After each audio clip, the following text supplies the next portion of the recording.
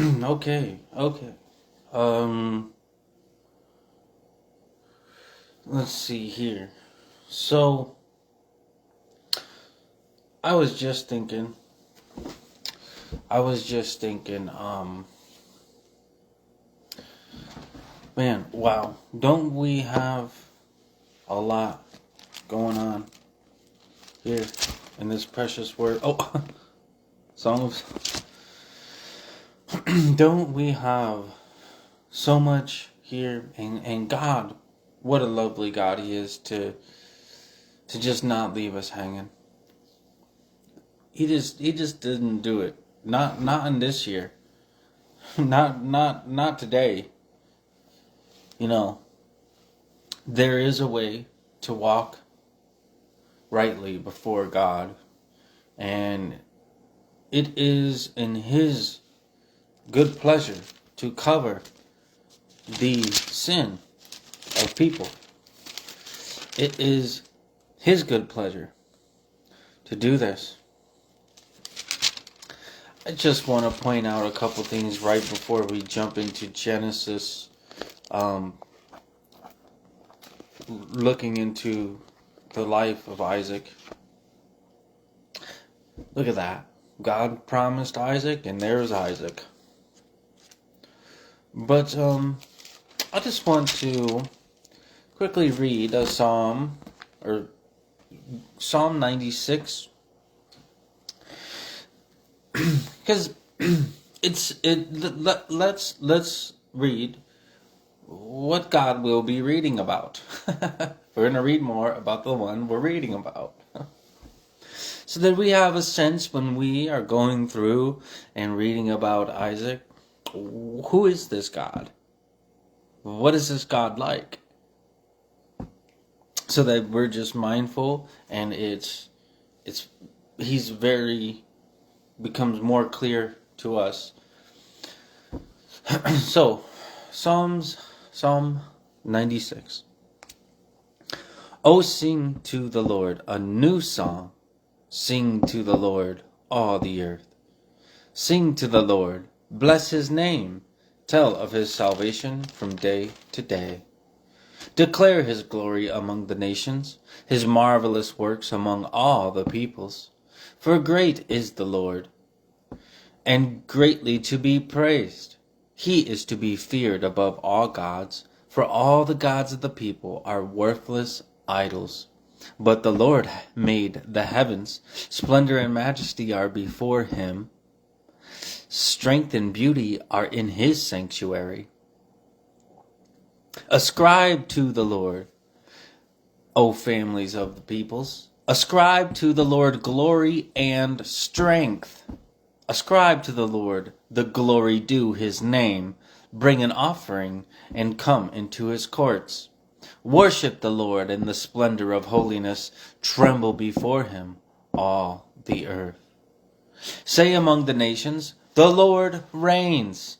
Yes, the world is established. It shall never be moved. He will judge the peoples with equity. Let the heavens be glad, and let the earth rejoice. Let the sea roar, and all that fills it. Let the field exult, and everything in it. Then shall all the trees of the forest sing for joy before the Lord Yahweh. The Lord, for He comes to judge the earth. He will judge the world in righteousness, and the peoples in His faithfulness. End of that psalm. So, we get a bit of a glimpse right there of who this God is we're reading about here in Genesis 25 now. He is the one. Open your eyes to the world all around you. You must arise and open your eyes. Little Keith Green there, buddy. Okay. We're going to start off with Abraham. It's then gonna go right to the birth of Esau and Jacob. Now again, we just read Isaac got Rebekah. She threw on her little veil, and after she said, "Who is that in the field?" and she found out that it was him, and she's like, "Oh no, he can't." So she puts on her veil, and they come together. Now, remember, Sarah died. Genesis 25. Abraham took another wife, whose name was Keturah. She bore him Zimran, Jokshan, Medan, Midian, Ishbak, and Shua. Jokshan fathered Sheba and Dedan. The sons of Dedan were Asherim, Letushim, and Leumim. The sons of Midian were Ephah, Epher, Hanok, Abida, and Eldah. All these were the children of Keturah. Now, it's important there. Abraham gave all he had to Isaac. But to the sons of his concubines, Abraham gave gifts, and while he was still living, he sent them away from his son Isaac eastward to the east country. These are the days of the years of Abraham's life, 175 years. Now, God prolonged this man's life. He went past that 120, and eventually we're going to see life getting to that point. But Abraham had a good old life. Verse 8, Abraham breathed his last and died in a good old age, as it says, an old man and full of years, and was gathered to his people. Isaac and Ishmael, his sons, buried him in the cave of Machpelah, in the field of Ephron, the son of Zohar the Hittite, east of Mamre, the field that Abraham purchased from the Hittites. Remember, we read that. There Abraham was buried with his wife, with Sarah his wife. After the death of Abraham, God blessed Isaac his son, and Isaac settled at Beer Lahai Roi. These are the generations of Ishmael, Abraham's son, from Hagar the Egyptian. Sarah's servant bore to Abraham.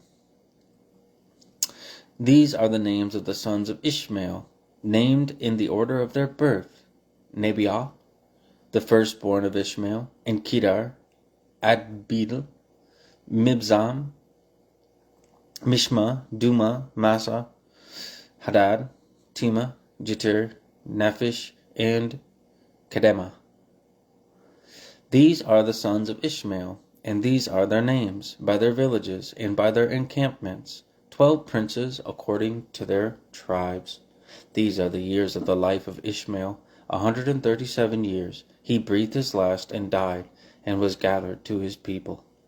They settled from Havilah to Shur, which is opposite Egypt, in the direction of Assyria. He settled over against all his kinsmen. Okay, these are the generations of Isaac, Abraham's son. Abraham fathered Isaac, and Isaac was 40 years old when he took Rebekah. 40 years old, Isaac. 40, buddy. Tough guy. The daughter of Bethuel, the Aramean of Padan Aram. There you go. Rebekah, daughter of Bethuel, the Aramean of Padan Aram, the sister of Laban, the Aramean, to be his wife. And Isaac prayed to the Lord for his wife, because she was barren. And the Lord granted his prayer, and Rebekah his wife conceived. Now, important again, we have another woman. So Sarah was barren, and now Isaac, his wife, was barren. She couldn't bear any children. Time to trust the Lord, right? And that's what he did. That was what he did. He needed to trust God that she would bear children. And he prayed, And God listened. And God opened Rebecca's womb. The children struggled together within her. And she said, "If it is thus, why is this happening to me?" So she went to inquire of the Lord.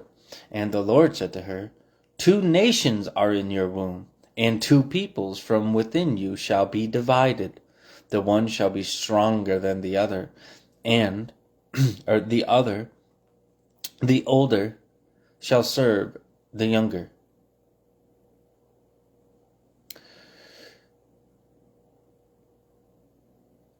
I'm going to go back up. Two nations are in your womb, and two peoples from within you shall be divided. The one shall be stronger than the other.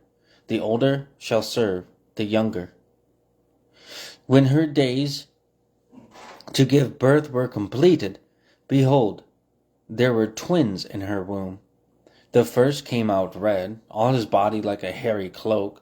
So they called his name Esau, which means red. Afterward, his brother came out with his hand holding Esau's heel. So his name was called Jacob. Isaac was 60 years old when she bore them. Now, what did we just read there? So we see Isaac having children now through Rebecca, and it's twins. And God explains after Sarah goes to God and inquires, "What is this rumbling going on inside of my womb here?" Rumbling. And God says, "Two nations are in your womb, and two peoples from within you shall be divided." Okay? This is really important because this plays out in the whole scripture as we read.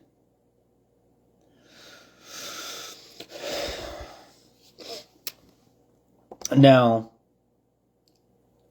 it says Esau comes out first. He's the firstborn. But Jacob is holding Esau's heel, is grabbing onto his foot when he's getting pulled out of the womb. So Jacob is called Jacob, which has to do with usurping, which is like taking authority from someone else. Jacob means he takes by the heel or he cheats, according to my notes here. But a usurper means one who stands in the place of another. So this little Jacob, this little wily one, is like, "No, I want the blessings of being the firstborn." Now, this is what kind of children they were growing up, and we'll see a lot of this play out, and it gets wild, my friends. These two go through it.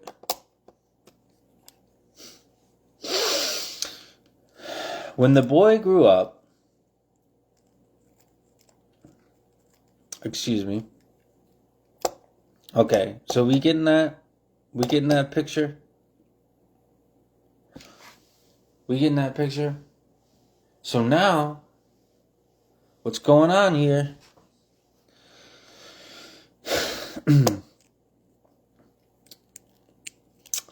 Afterward, his brother came out with his hand holding Esau's heel. So his name was called Jacob. Isaac was 60 years old when she bore them. When the boys grew up, Esau was a skillful hunter, a man of the field, while Jacob was a quiet man, dwelling in tents. Isaac loved Esau because he ate of his game, which is food, but Rebekah loved Jacob. Like, this is intense family matters going on here. Like, these guys are just going through it here with these two little twins, supposedly twins. Esau comes out all red and hairy, and that's actually what Esau means, is red. And Jacob, he's a dweller of the tents, a quiet man, quite different from Esau. Esau was a hunter, and Isaac loved Esau because he ate of the food that was hunted, but Rebekah loved Jacob. Once when Jacob was cooking stew, Esau came in from the field, and he was exhausted. So here we got little Jacob. Are you exhausted there, Esau, buddy?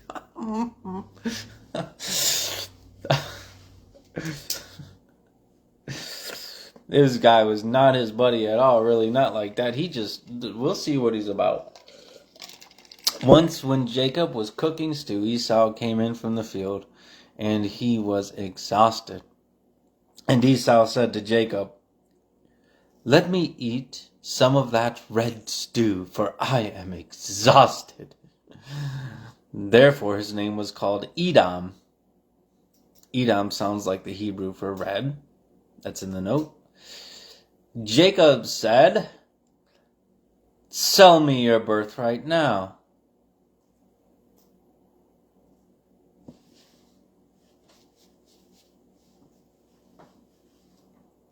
Esau said, "I'm about to die. Of what use is a birthright to me?" Jacob said, "Swear to me now." So he swore to him and sold his birthright to Jacob. Then Jacob gave Esau bread and lentil stew, and he ate and drank and rose and went his way. Thus Esau despised his birthright.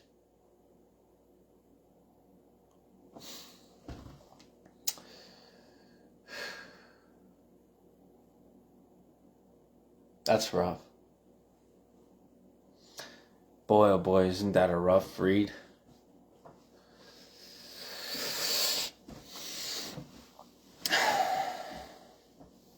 We're actually told in the New Testament not to be like Esau, not to be quick to get some fill.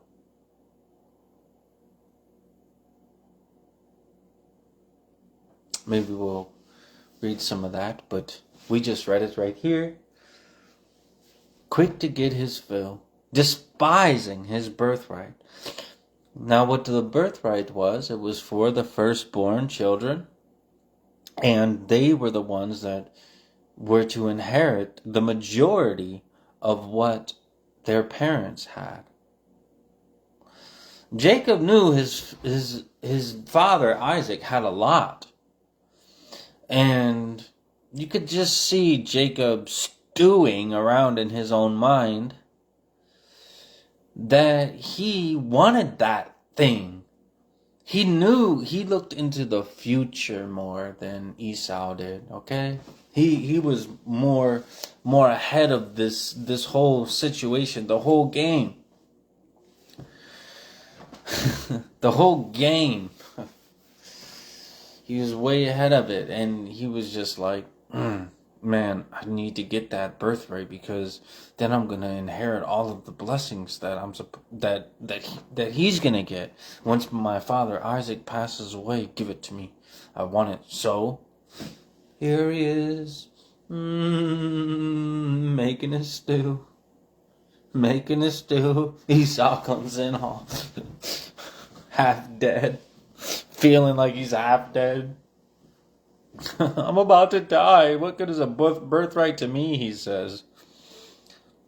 Jacob said, "Swear to me now." Very important. Very important story here. Because we know it's going to be through Isaac that offspring comes, okay?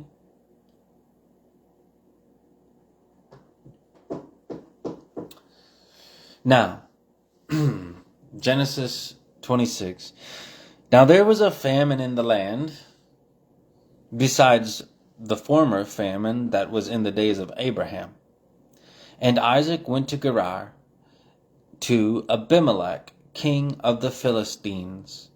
And the Lord appeared to him and said, Do not go down to Egypt. Dwell in the land of which I shall tell you. Ooh. Sojourn in this land, and I will be with you and will bless you. For to you and to your offspring I will give all these lands. And I will establish the oath that I swore to Abraham your father. I will multiply your offspring as the stars of heaven, and will give to your offspring all these lands, and in your offspring all the nations of the earth shall be blessed. Because Abraham obeyed my voice and kept my charge, my commandments, my statutes, and my laws. Just a moment. Here's God now promising the same thing that he was saying to Abraham about Isaac, to Isaac himself. To Isaac, I will multiply your offspring as the stars of heaven, and will give you your offspring all these lands, and in your offspring all the nations of the earth shall be blessed. And as we read, Paul says it's offspring here. Offspring, and that's through Jesus. That one offspring, all of the nations of the earth will be blessed. And we know that Jesus came through the bloodline of Abraham, Isaac, and Jacob. Jacob's name was changed to Israel. We'll read that. You'll find that in Genesis 32. So, round there. And what this amazing story, how God keeps being with these people and is guiding them and promising to them what will be in their future. So Isaac settled in Gerar. When the men of the place asked him about his wife, he said, She is my sister. For he feared to say, my wife, thinking lest the men of the place should kill me because of Rebekah. Same scenario gets to play out here. Is playing out here right along with what Abraham did.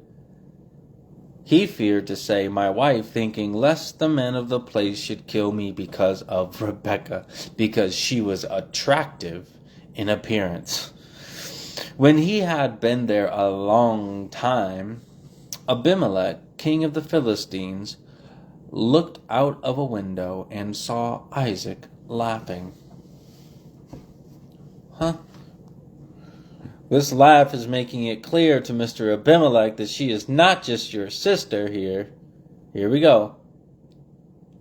When he had been there a long time, Abimelech, king of the Philistines, looked out of a window and saw Isaac laughing with Rebekah his wife. So Abimelech called Isaac and said, Behold, she is your wife. How then could you say she is my sister? Isaac said to him, Because I thought lest I die because of her.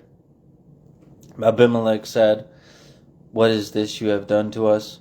One of the people might easily have lain with your wife, and you would have brought guilt upon us. So Abimelech warned all the people,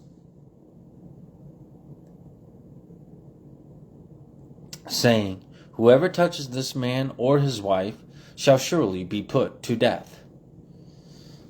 Got some protection from the Lord there, don't we?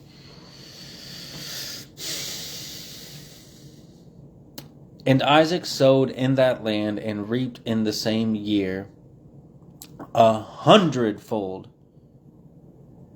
The Lord blessed him, and the man became rich and gained more and more until he became very wealthy. He had possessions of flocks and herds and many servants, so that the Philistines envied him.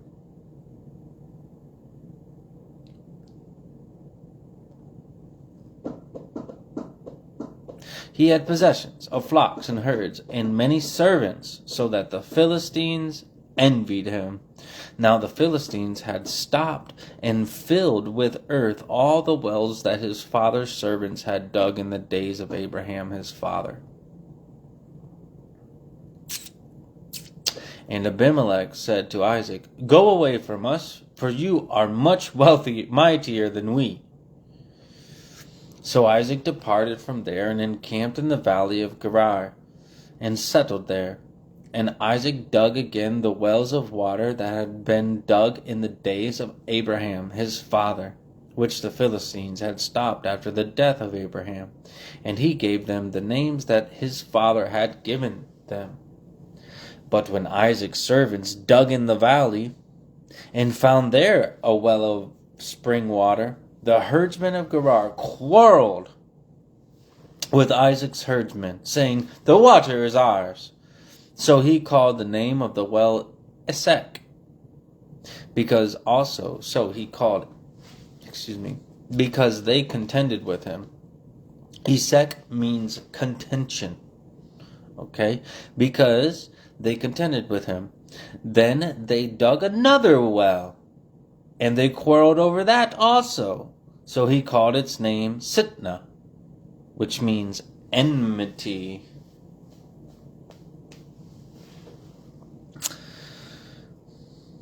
And he moved from there and dug another well, and they did not quarrel over it. So he called its name Rehoboth, saying, "For now the Lord has made room for us, and we shall be fruitful in the land." Rehoboth means broad places or room. So look, let's see. There's only a few more in this chapter. We'll just keep reading.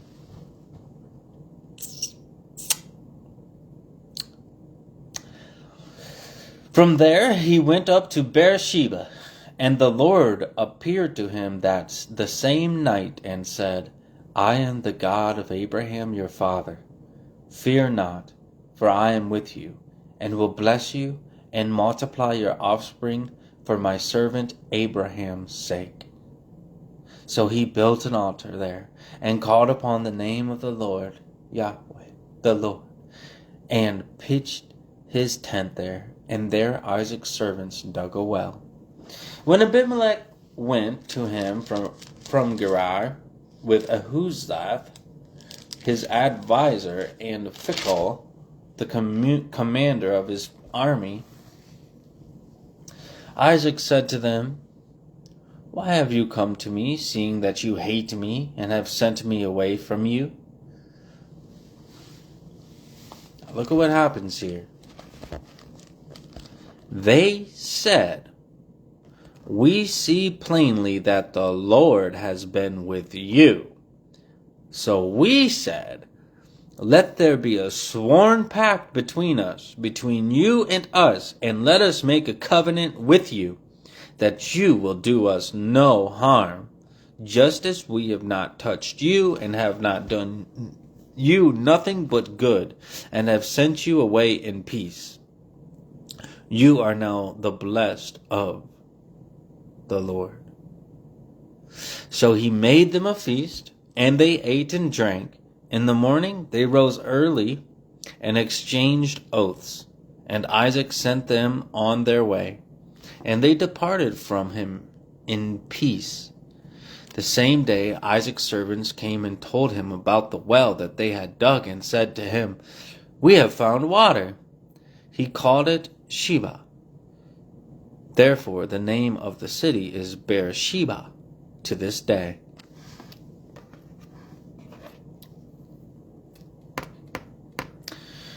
When Esau was 40 years old, he took Judith, the daughter of Beeri the Hittite, to be his wife, and Basemath, the daughter of Elon the Hittite, and they made life bitter for Isaac and Rebekah. So we got Esau now getting married, and now he's making life bitter for little Isaac and Rebekah. Must be that he's bitter. Must be that he's got the problem in his heart. Yeah. People who are at peace They don't have enmity. They don't have strife.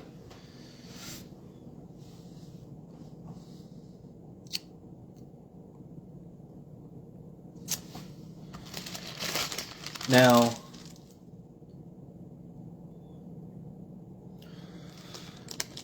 I just want to bring out again, here's God appearing to Isaac again, and he says,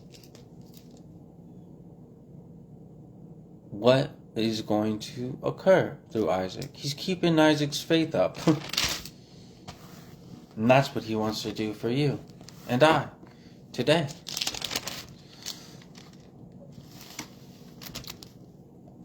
Now,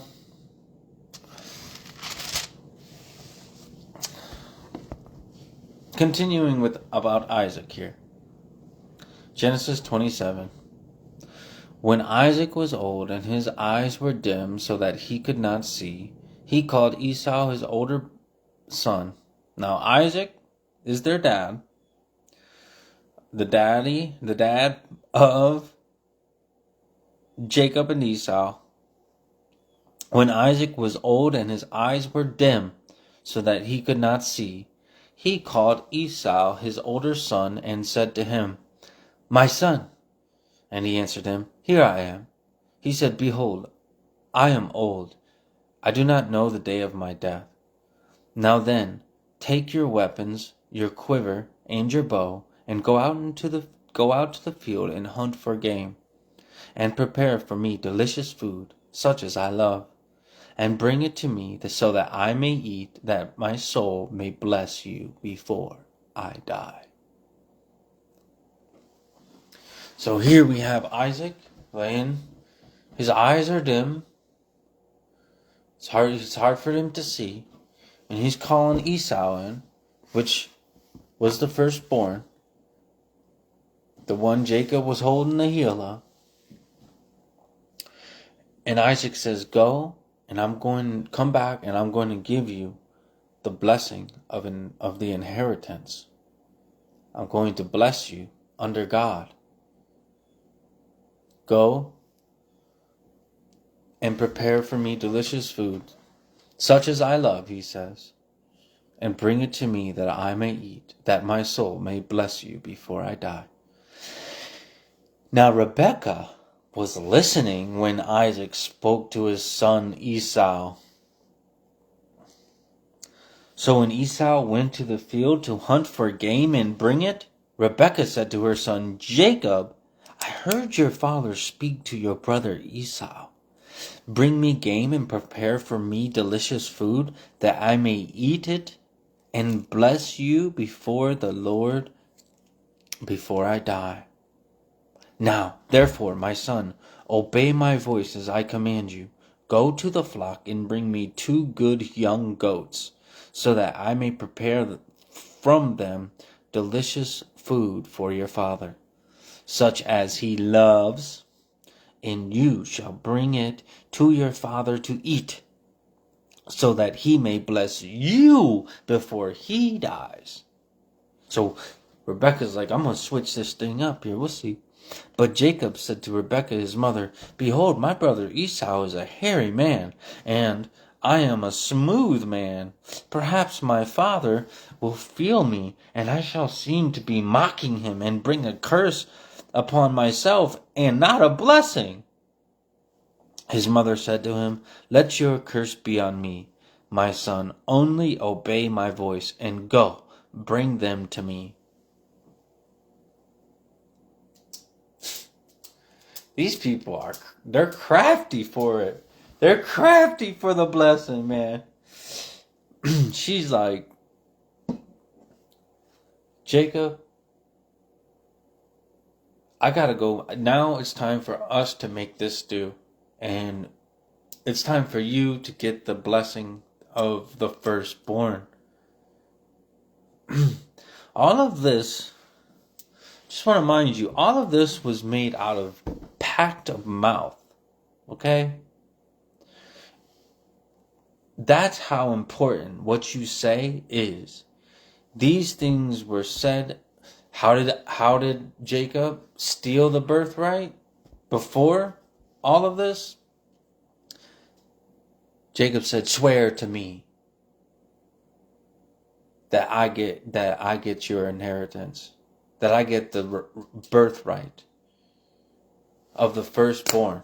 Swear to me. That's all he had to say. That's all he had to do was say it.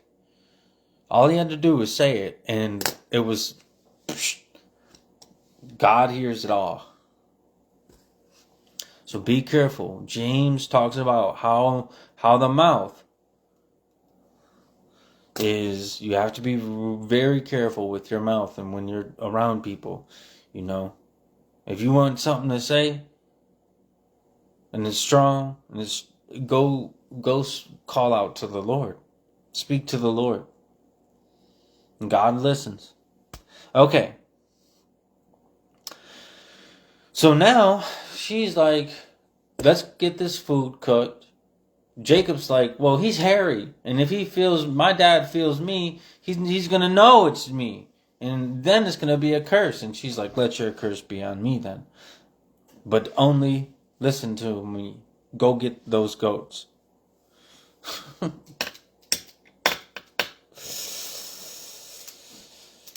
So he went and took them and brought them to his mother, and his mother prepared delicious food, such as his father loved. Then Rebekah took the best garments of Esau, her older son, which were with her in the house, and put them on Jacob, her younger son. And the skins of the young goats she put on his hands, and on the smooth part of his neck. And she put the delicious food,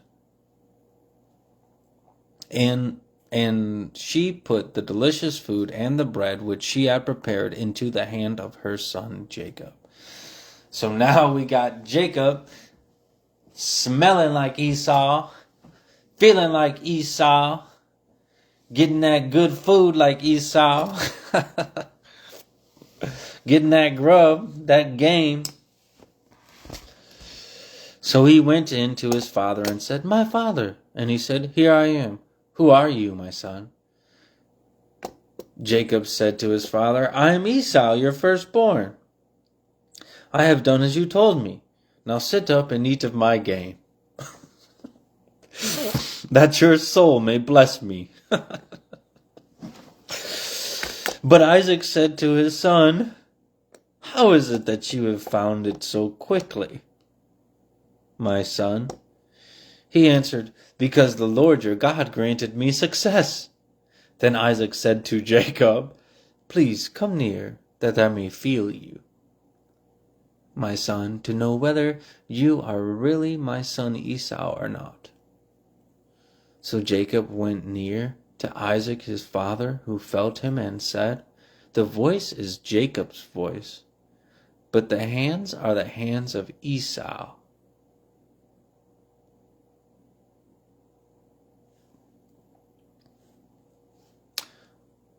The voice is Jacob's voice, but the hand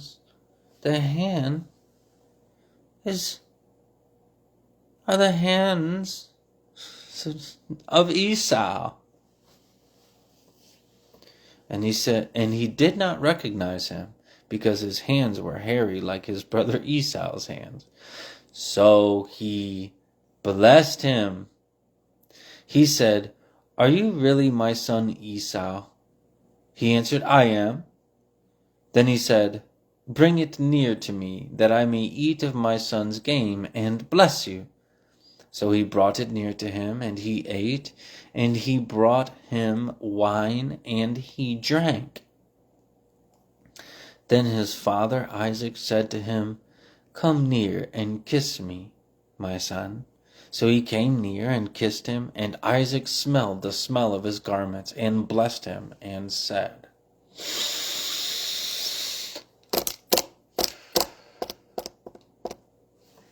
see, the smell of my son is as the smell of a field that the Lord has blessed. May God give you of the dew of heaven, and of the fatness of the earth, and plenty of grain and wine. Let peoples serve you, and nations bow down to you. Be lord over your brothers, and may your mother's sons bow down to you. Cursed be everyone who curses you, and blessed be everyone who blesses you."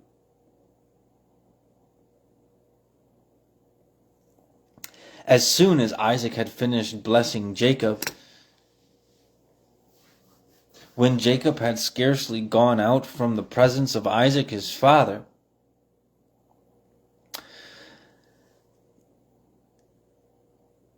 Esau his brother came in from his hunting. He also prepared delicious food and brought it to his father. And he said to his father, "Let my father arise and eat of his son's game, that you may bless me." His father Isaac said to him, "Who are you?" He answered, "I am your son, your firstborn, Esau." Then Isaac trembled very violently and said, "Who was it then that hunted game and brought it to me, and I ate it all before you came? And I have blessed him. Yes, and he shall be blessed." As soon as Esau heard the words of his father, he cried out with an exceedingly great and bitter cry, and said to his father, "Bless me, even me also, O my father." But he said, "Your brother came deceitfully, and he has taken away your blessing." Esau said, "Is he not rightly named Jacob? For he has cheated me these 2 times. He took away my birthright, and behold, now he has taken away my blessing." Then he said, Have you not reserved a blessing for me?" Isaac answered and said to Esau, "Behold, I have made him lord over you, and all his brothers I have given to him for servants, and with grain and wine I have sustained him.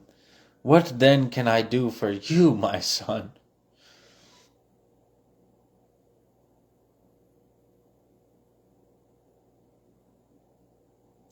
Esau said to his father, "Have you but one blessing, my father? Bless me, even me also, O my father." And Esau lifted up his voice and wept. Then Isaac his father answered and said to him, "Behold," just a moment. I have to go over here real quick.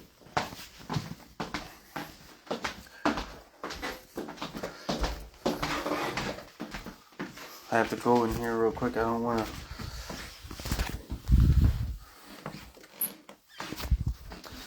to make too much of a ruckus noise out here. Finishing.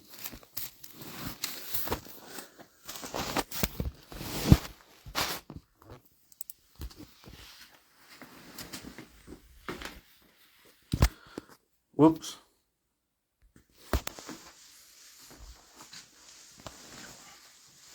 Oh, I took my thing out. Okay.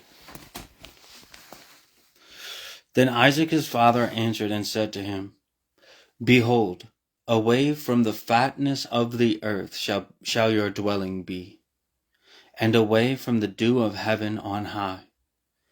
By your word you shall live, and you shall serve your brother. But when you grow restless, you shall break his yoke from your neck."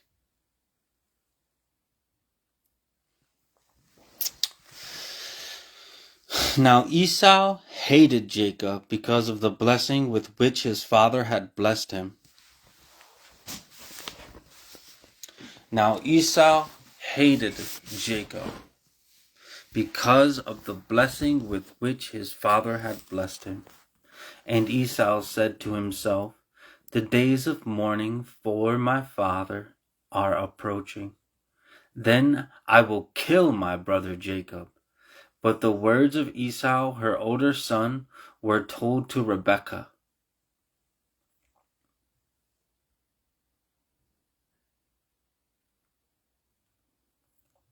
So she sent and called Jacob her younger son, and said to him, Behold, your brother Esau comforts himself about you by planning to kill you.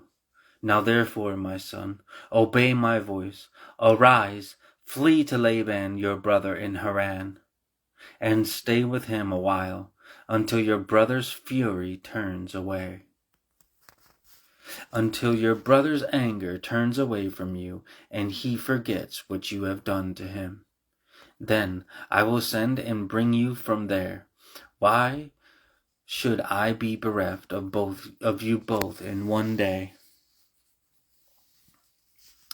Then Rebekah said to Isaac, I loathe my life because of the Hittite women.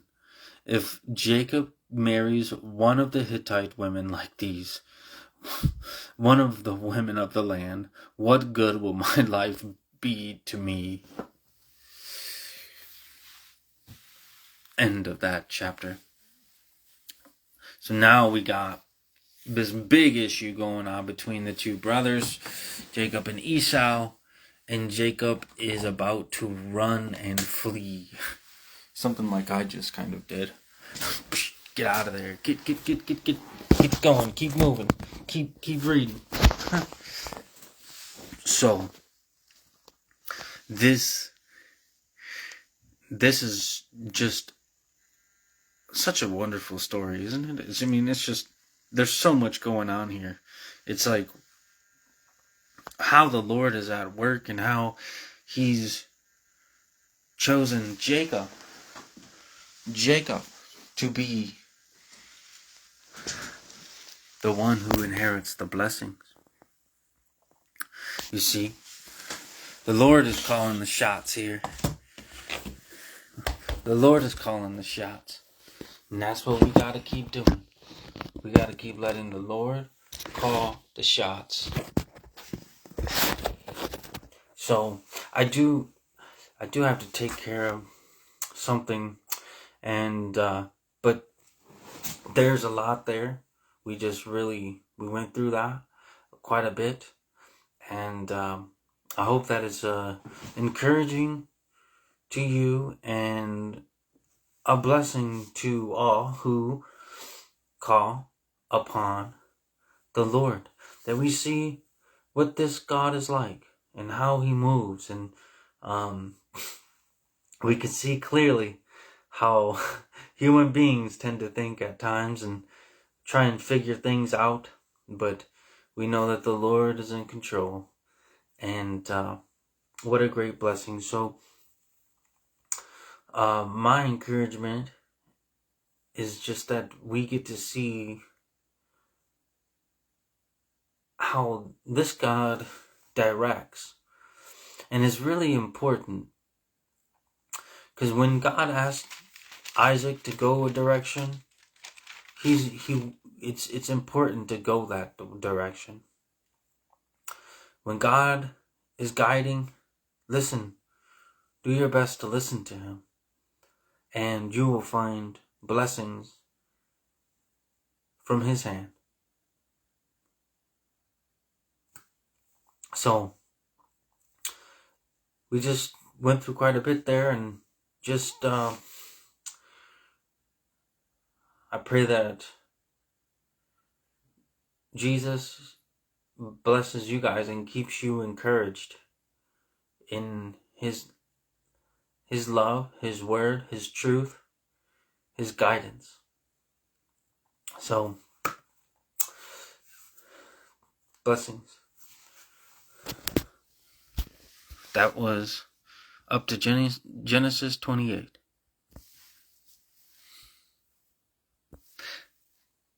Enjoy.